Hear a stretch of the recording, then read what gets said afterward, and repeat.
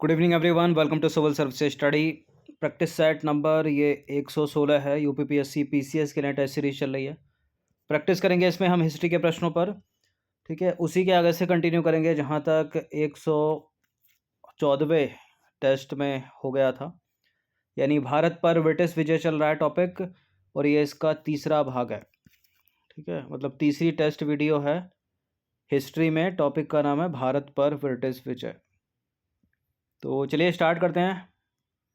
इन सभी टेस्ट का पीडीएफ प्राप्त कर सकते हो और डिस्क्रिप्शन बॉक्स में नंबर है। फुल टेस्ट सीरीज प्राप्त कर सकते हो और डिस्क्रिप्शन बॉक्स में नंबर है। प्लेलिस्ट इसकी बना रखी है, वहाँ पर आप टेस्ट नंबर 1 से लेकर 116 जो या फिर आगे जो भी टेस्ट आएगा वहाँ तक पहुँच सकते हो।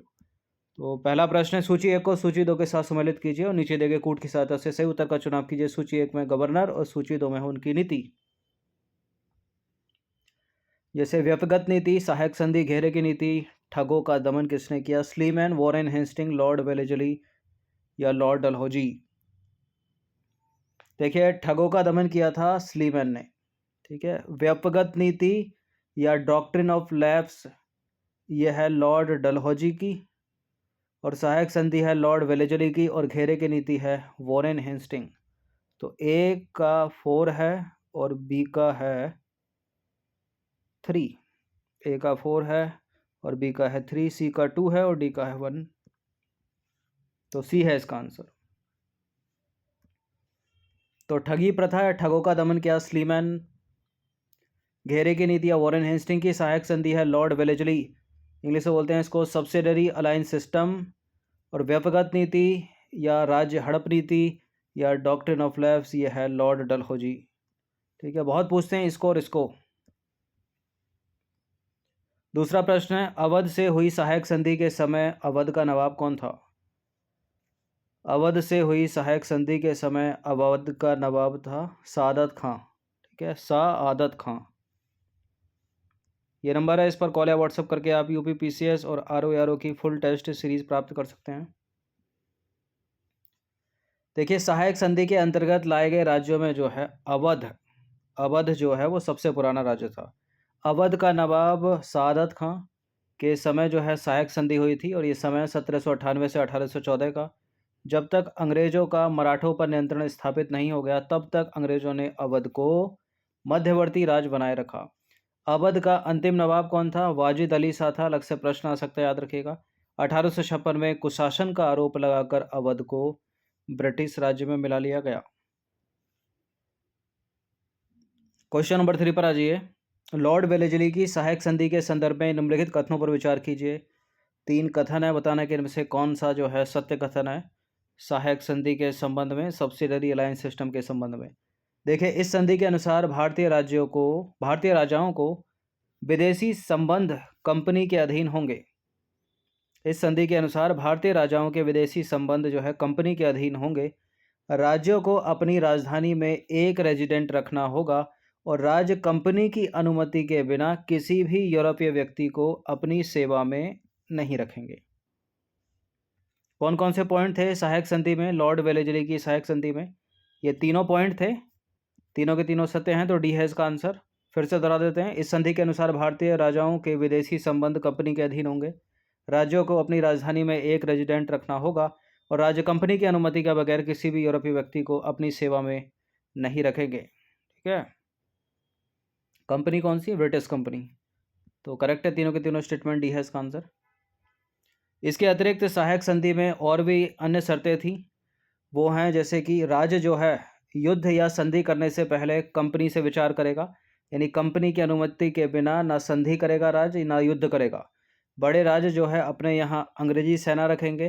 कंपनी जो है राज्य की शत्रुओं से रक्षा करेगी। ठीक है, इसी राज्य की जो बिना कंपनी की मर्जी के बगैर ना युद्ध कर रहा है ना संधि कर रहा है। कंपनी राज्य के आंतरिक मामलों में हस्तक्षेप नहीं करेगी। ये भी पॉइंट था इसमें। एक चीज़ और याद रखिएगा, सबसे पहले सहायक संधि 1798 में हैदराबाद के निजाम से की गई थी। इंपॉर्टेंट है ये।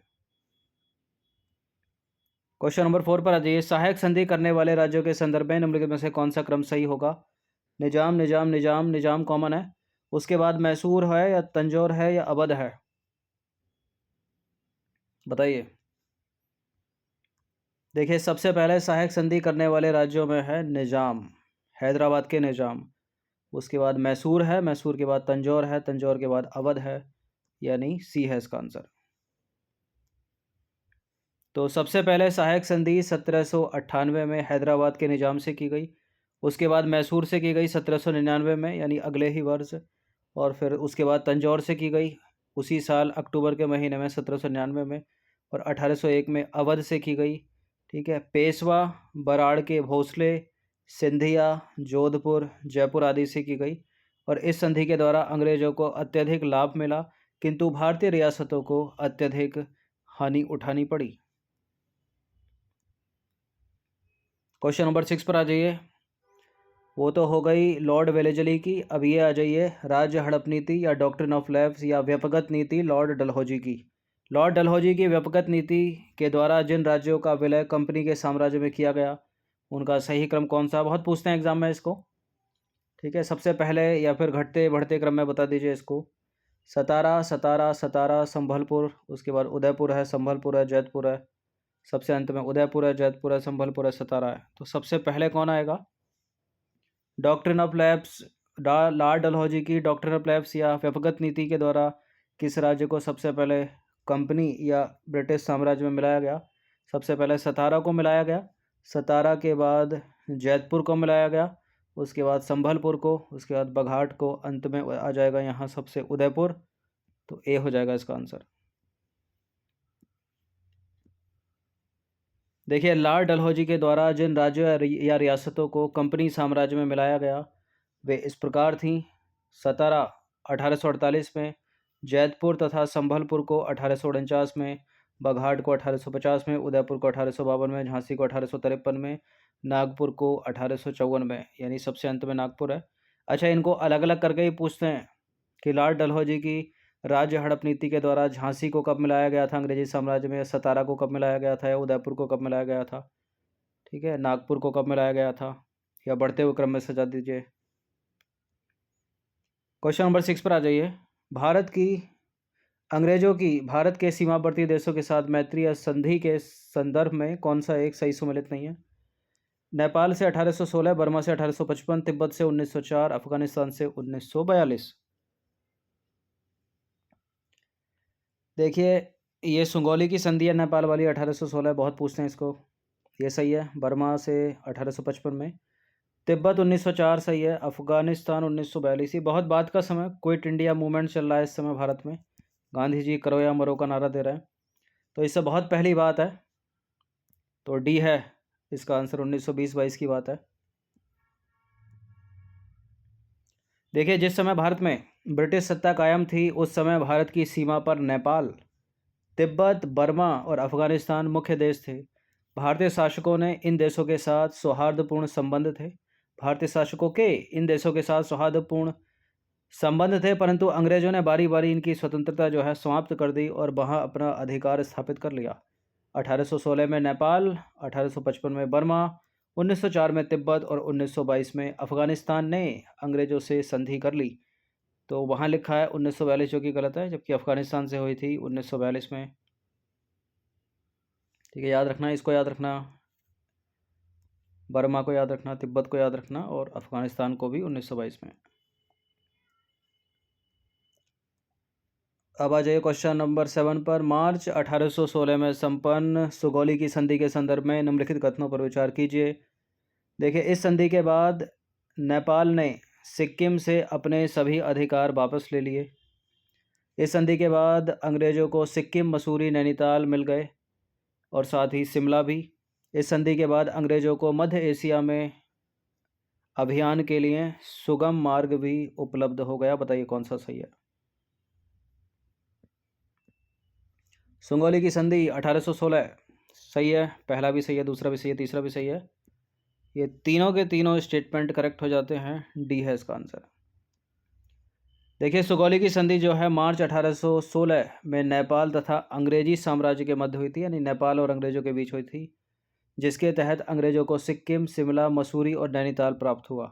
इसके अतिरिक्त मध्य एशिया में अभियान के लिए सुगम मार्ग तथा भारी मात्रा में गोरखा सैनिक भी उपलब्ध हो गए। ठीक है, उत्तराखंड पीसीएस में बहुत सवाल बनते हैं 1816 की सुगौली की संधि से। ठीक है, ये गोरखा रेजिमेंट उत्तराखंड की है। ठीक है, और ये एरिया सब वही है भारत वाला। ठीक है, नेपाल और अंग्रेजों के बीच हुई सुगौली की संधि मार्च 1816 में। क्वेश्चन नंबर 88 पर आ जाइए। यांडबू की संधि किनके बीच हुई थी? ब्रिटिश सत्ता, ब्रिटिश सत्ता, ब्रिटिश सत्ता, ब्रिटिश सत्ता यानी अंग्रेजों तथा नेपाल के बीच, अंग्रेजों तिब्बत के बीच, अफगानिस्तान, अंग्रेजों तथा अफगानिस्तान के बीच, अंग्रेजों तथा बर्मा के बीच। यांडबू की संधि, यांडबू की संधि या ट्रीटी हुई थी अंग्रेजों और बर्मा के बीच, यानी ब्रिटिश सत्ता और बर्मा के बीच। देखिए, यांडबू की संधि हुई थी 24 फरवरी 1826 को प्रथम आंग्ल बर्मा युद्ध के पश्चात अंग्रेज तथा बर्मा सरकार के बीच। इसके तहत मणिपुर को स्वतंत्र मान लिया गया और बर्मा सरकार ने 1 करोड़ रुपए क्षतिपूर्ति के लिए दिए। यांडबू की संधि से अंग्रेजों की प्रतिष्ठा में वृद्धि हुई और ब्रिटिश सरकार ने एमहर्स्ट को अर्ल ऑफ अराकान की उपाधि जो है प्रदान की। क्वेश्चन नंबर 9 पर आ जाइए। यंग हस्बैंड अभियान का संबंध निम्नलिखित में से किससे था? रूस से, नेपाल से, तिब्बत से, बर्मा से। यंग हस्बैंड ये गवर्नर का नाम है, कर्नल यंग हस्बैंड। ठीक है, तिब्बत से था इसका संबंध इनका। देखिए, लॉर्ड कर्जन ने कर्नल यंग हस्बैंड के नेतृत्व में एक मिशन जो है तिब्बत भेजा और इस मिशन का उद्देश्य था तिब्बत के क्षेत्र पर अंग्रेजी प्रभाव को बढ़ाकर रूसी प्रभाव को कम करना। विभिन्न प्रयासों के बावजूद दलाई लामा ने जो है अंग्रेजी शर्तें मानने से इनकार कर दिया। फलस्वरूप हुआ क्या? तिब्बती सेना और अंग्रेजों के बीच गुरु नामक स्थान पर युद्ध हुआ और ल्हासा की संधि संपन्न हुई और इस संधि से जो है युद्ध का समापन हो गया।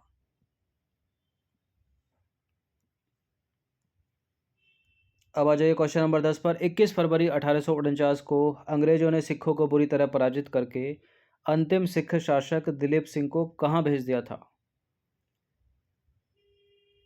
देखिए, 21 फरवरी 1849 को पूरी तरह सिख पराजित हो गए और अंतिम सिख शासक दलीप सिंह को पेंशन देकर इंग्लैंड भेज दिया। तो बी है इसका आंसर। देखिए, लाहौर तथा भैरोवाल की संधि के द्वारा अंग्रेजों ने पंजाब पर अप्रत्यक्ष नियंत्रण स्थापित कर लिया। इन संधियों के बाद बहुत से सिख सैनिकों और राज परिवारों के विक्षुब्धों ने जो है अंग्रेजों के विरुद्ध षड्यंत्र भी शुरू कर दिए। विक्षुब्ध होता है, अगर इसका अर्थ हम देखें तो विक्षुब्ध का अर्थ है मतलब अशांत। ठीक है, अस्त व्यस्त, उद्विग्न, क्षोभ से भरा हुआ। देखिए, अंततः 21 फरवरी 1849 को अंग्रेजों ने सिखों को बुरी तरह पराजित किया। अंग्रेजों ने सिखों पर विभिन्न प्रतिबंध लगाए और अंतिम सिख शासक दलीप सिंह को पेंशन याफ्ता बनाकर इंग्लैंड भेज दिया। ठीक है, आपको इनका क्रम कल के टेस्ट अगर किसी ने देखा हो 114वें नंबर का, तो सुकरचुकिया मिस्र के रणजीत सिंह है, उसके बाद खड़क सिंह है, उसके बाद नौनिहाल सिंह और अंत में है दलीप सिंह। ये कभी कभी क्रम भी आ जाता है सिखों का, सिख शासकों का, कि बढ़ते हुए क्रम में रखिए पहले से अंत तक। तो दलीप सिंह को पेंशन याफ्ता बनाकर इंग्लैंड भेज दिया अंग्रेजों ने और 21 फरवरी 1849 को सिखों को जो है पूरी तरह से पराजित कर दिया। तो ये तीसरा टेस्ट वीडियो है हिस्ट्री के लिए। टॉपिक है भारत पर ब्रिटिश विजय। एक और है, उसके बाद जो है भारत पर ब्रिटिश विजय कंप्लीट हो जाएगा। तो इन सभी टेस्ट का आप प्रैक्टिस करते रहिएगा और PDF प्राप्त कर सकते हो डिस्क्रिप्शन बॉक्स में, नंबर है उस पर कॉल या व्हाट्सअप करके। धन्यवाद।